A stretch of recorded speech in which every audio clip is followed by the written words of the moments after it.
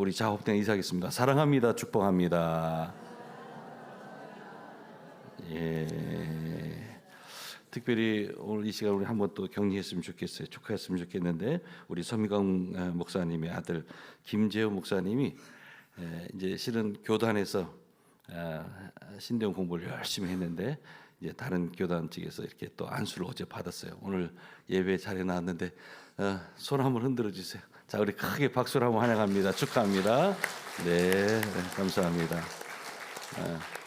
앞으로도 이렇게 또 특수 선교 쪽에 또 하나님께서 귀한 종을 인도해 주실 줄로 믿습니다. 우리 서미광 목사님, 또 우리 김재원 귀한 목사님, 이제 앞으로 사역 예정 속에 또 하나님의 길 인도하심이 있을 줄로 믿습니다. 예, 자, 우리 옆에 있는 분 인사합니다. 사랑합니다. 축복합니다. 또 인사합니다. 잘 되고 있습니다. 기도하면 됩니다. 예. 여러분 오후에 꼭 나오세요. 우리 가을 음악회 우리들 잔치입니다. 그리고 특별히 이웃들 초청하시고 여러분들의 베스트 이렇게 초청하셔서 뜻깊은 귀한 그러한 가을 행사가 되었으면 좋겠습니다. 여러분 오늘은 10월의 마지막 주일은 교단에서 지키는 종교개혁주일로 지키고 있습니다. 여러분 종교개혁주일에 대한 그 유래와 역사에 대해서는 너무나 잘 알고 있기 때문에 간단하게 한번 언급하고자 합니다. 1517년입니다. 당시에 수도자였던 마르틴 루터에 의해서 이제 비텐베르그 성당의 그 성교회 앞에 95개 조항의 이 방방문이 걸려 있었습니다. 이것이 소위 말하는 종교개혁의 이제 시초가 되었습니다. 그래서 그 당시에 신앙의 본질로부터 멀어졌던 이 교회의 행태들이 있었습니다. 예를 들면 면죄부를 판매한다는 거예요. 여러분 우리가 예수 그리스도를 통해서 하나님 앞에 나아가게 됐는데 그 당시에 이제 이 면죄부를 판매하는 거예요. 그 당시 로마 가톨릭 교회였습니다. 그리고 또한 성직자들 사제들이 타락하게 되었어요. 이러한 모든 것 신앙의 본질로부터 멀어졌던 당시 교회에 어두웠던 그런 상황들을 보면서 당시에는 마르틴 루터에 의해서 이제 종교 개혁이 이루어지게 되었습니다.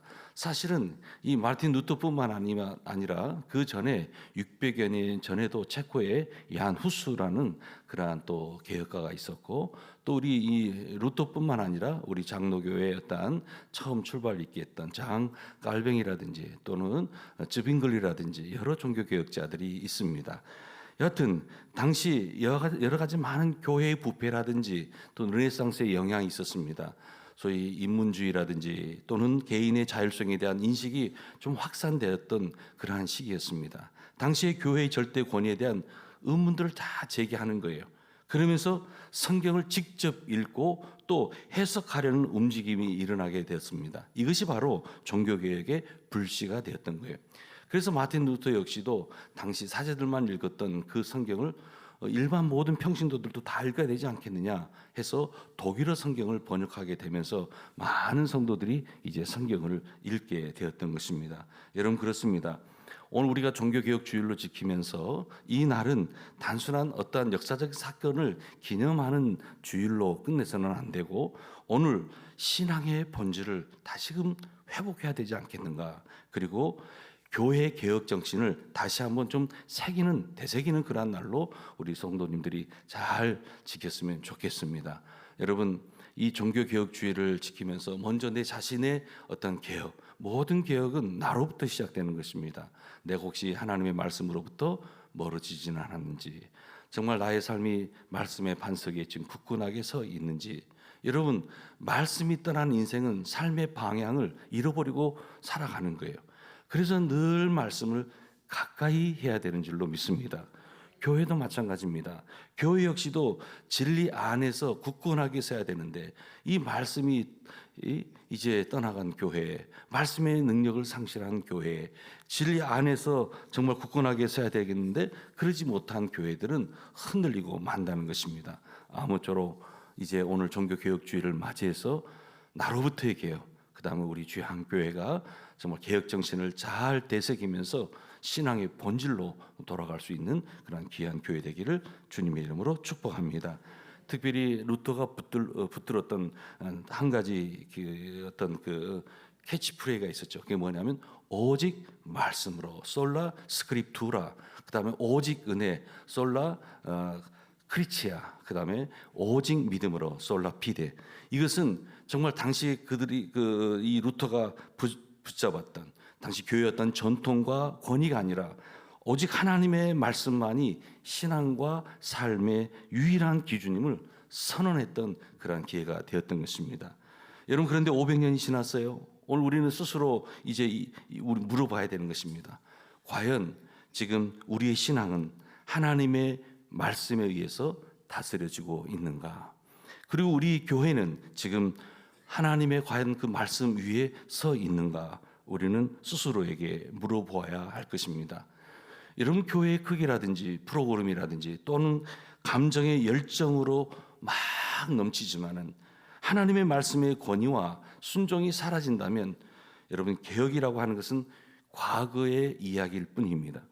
그래서 오늘 본문을 통해서 말씀으로 다시 세워지는 이 교회의 모습을 우리가 다시금 꿈꾸면서 오늘 이 말씀을 통해서 몇 가지 결단하는 시간이 되고자 합니다.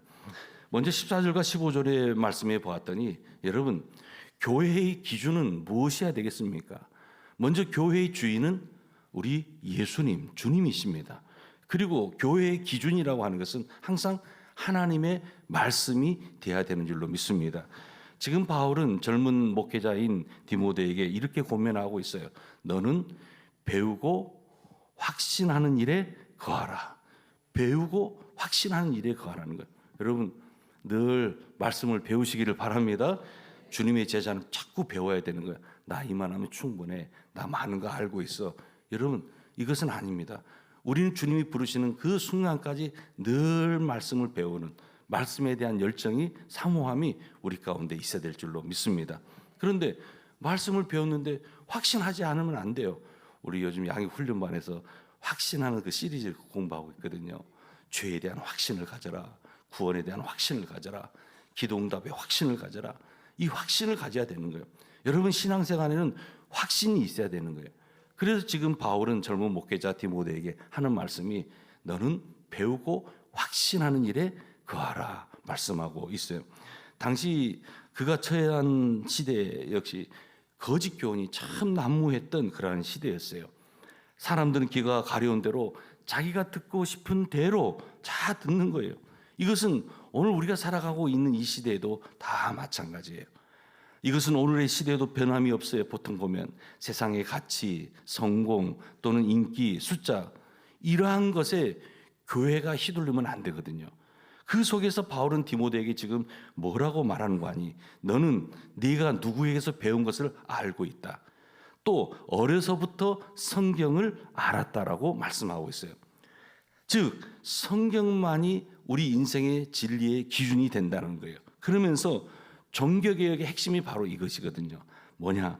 성경, 하나님의 말씀, 이것이 삶의 기준과 근거가 돼야 된다라고 하는 거예요. 여러분, 오늘 나를 이끌고 가는 것이 무엇입니까?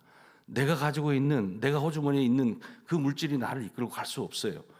나를 이끌고 가는 것은 바로 하나님의 말씀, 그 능력이 오늘 나를 사로잡고 이끌어 가야 될 줄로 믿습니다.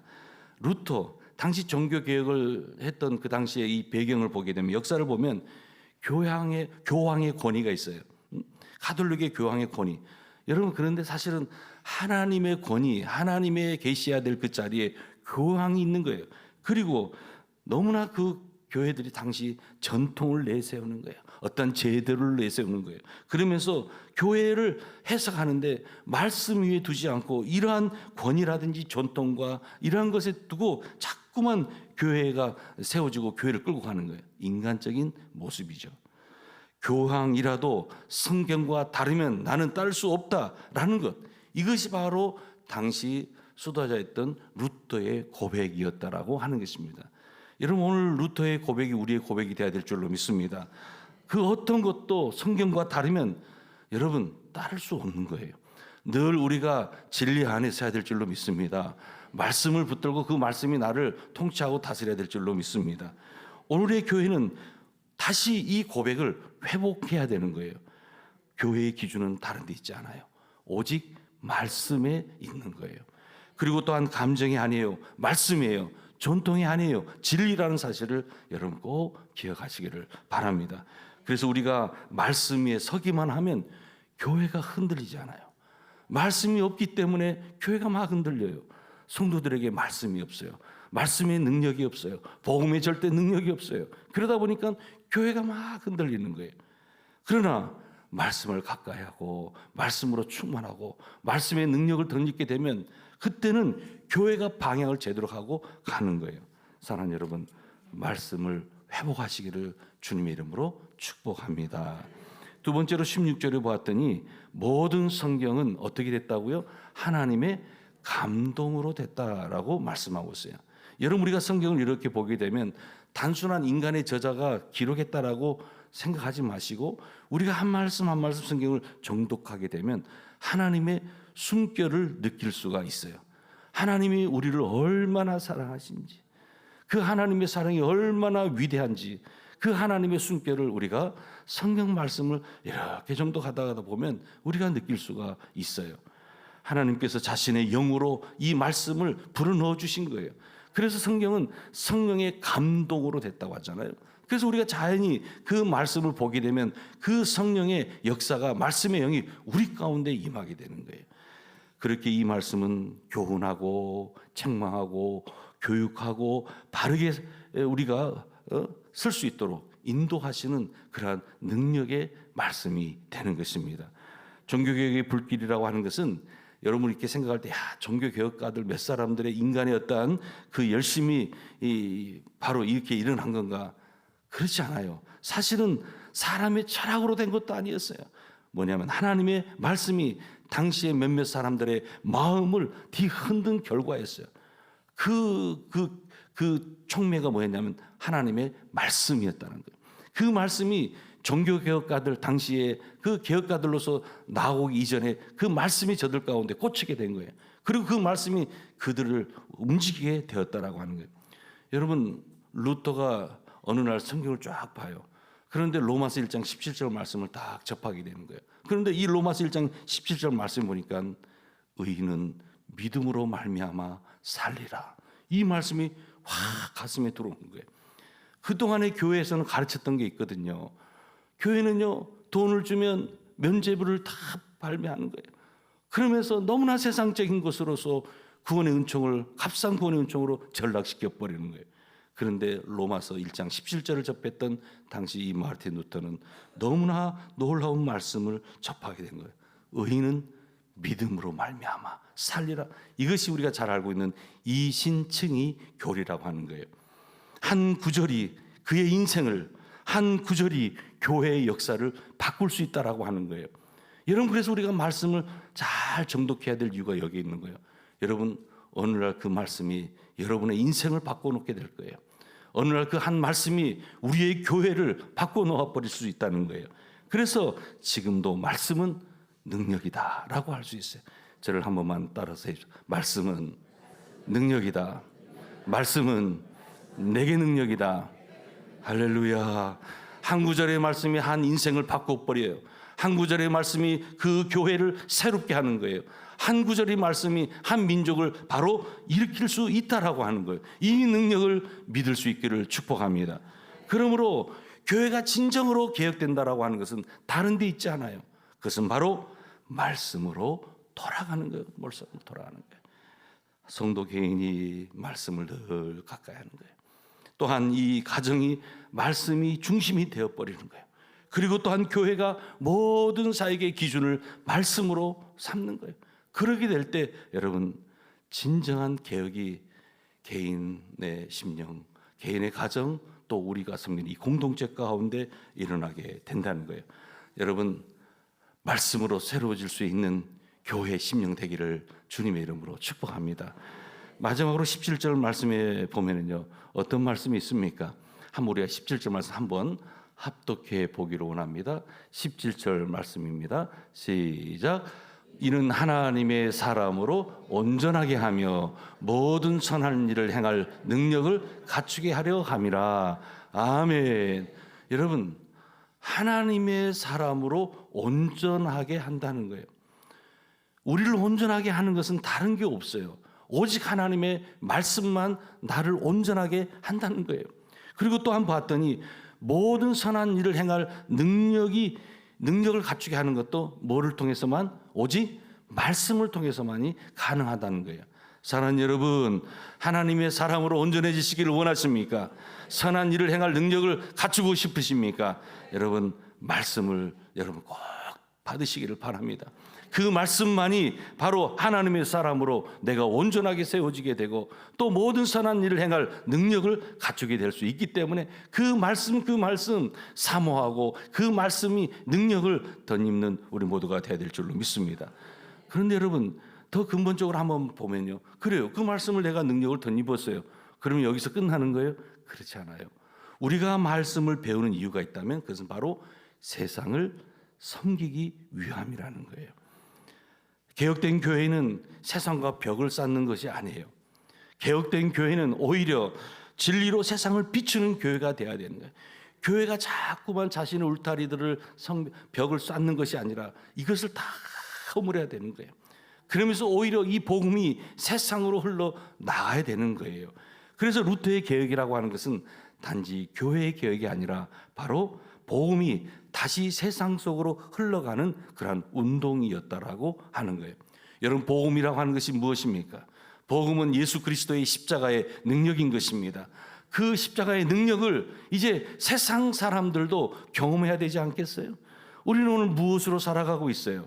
우리가 이 복음의 절대 능력을 소유하고 덧입고 살아가야 될 줄로 믿습니다.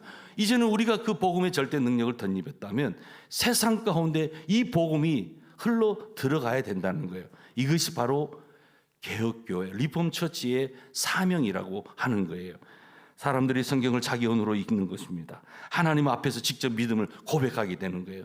여러분, 하나님 앞에 새 길이 열리게 되었어요. 우리가 모든 성도들이, 자녀들이 이제 예수를 영접하게 되고 하나님 앞에 갈 수 있는 새 길이 열리게 되었어요.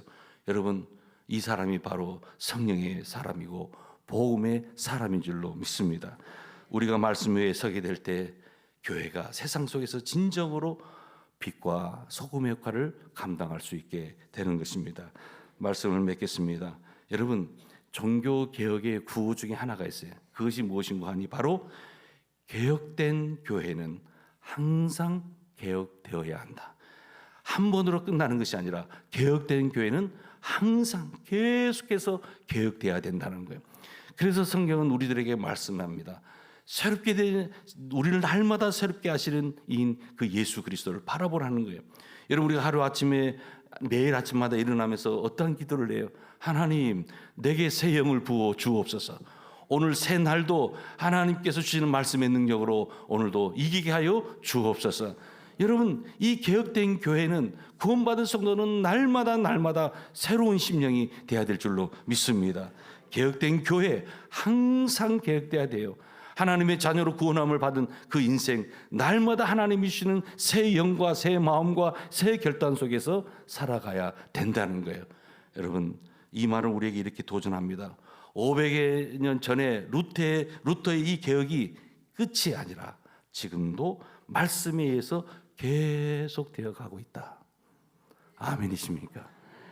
우리의 신앙이, 우리의 예배가, 또 우리의 교회가 말씀에서 벗어난다면 다시 돌아가야 합니다. 여러분, 그 말씀의 능력을 덧입으시기를 바랍니다. 오직 말씀으로, 오직 은혜로, 오직 믿음입니다. 그렇게 할 때 하나님은 다시 말씀의 불길로 우리 모두를 다 새롭게 세워주실 줄로 믿습니다.